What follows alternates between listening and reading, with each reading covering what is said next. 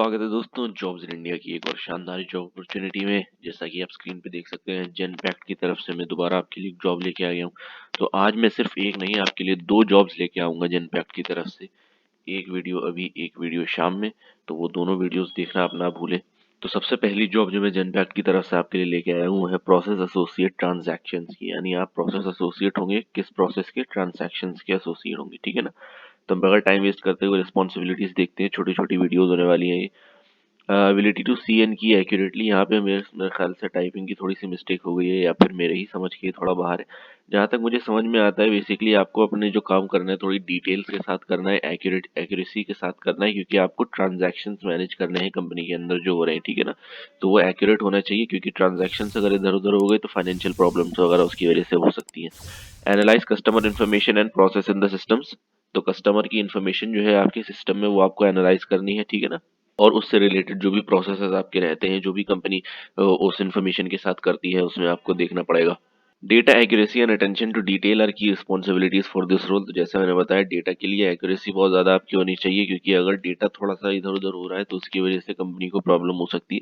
तो वो एक्यूरेसी और अटेंशन टू डिटेल, यानी डिटेल की तरफ आपकी अटेंशन बहुत ज़्यादा होनी चाहिए। Responsible for customer data privacy, और ऑब्वियसली जैसा कि मैंने कहा था कि आप कस्टमर की इन्फॉर्मेशन, कस्टमर के डेटा के साथ आप डील कर रहे हैं, तो आप ही रिस्पॉन्सिबल होंगे उसकी प्राइवेसी मेंटेन करने के लिए, कि मतलब वो कंपनी से बाहर लीक ना हो, या फिर किसी ऐसी जगह ना जाए जहां उसको नहीं जाना चाहिए, ठीक है। गेट अलॉन्ग विद ऑन शोर काउंटर पार्ट्स एसएमई। तो आपके जो और दूसरे काउंटर पार्ट्स हैं कंपनी के, दूसरे ऑन शोर यानी कंट्री के अंदर ही, तो उनके साथ आपको मिलजुल कर काम करना होगा। अब यहाँ से बहुत अच्छे से समझ नहीं आया है, तो हम सिंपली गूगल पे सर्च करते हैं कि what is the work for process associate transaction.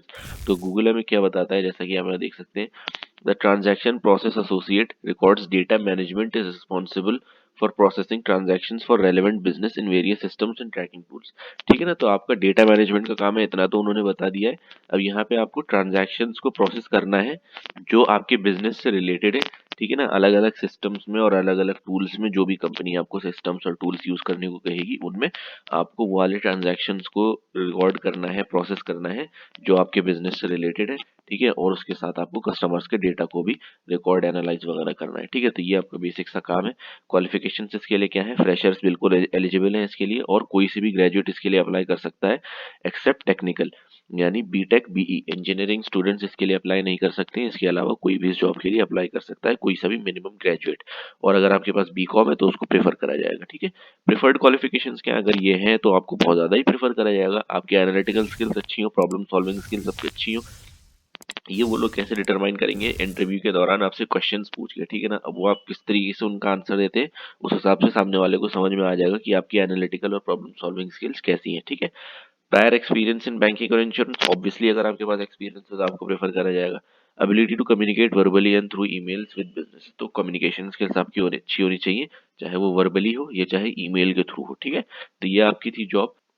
तो प्राइमरी लोकेशन आपकी, मतलब जॉब की लोकेशन आपकी क्या होने वाली है? नोएडा। और आपका शेड्यूल यानी फुल टाइम की जॉब है ये, पार्ट टाइम नहीं है। तो इसके लिए अप्लाई करना सिंपल है। आप यहाँ पे अप्लाई ऑनलाइन करेंगे। कंपनी आपका जेनपैक्ट पहले अपनी प्रोफाइल बनवाएगी अपनी वेबसाइट पर एक।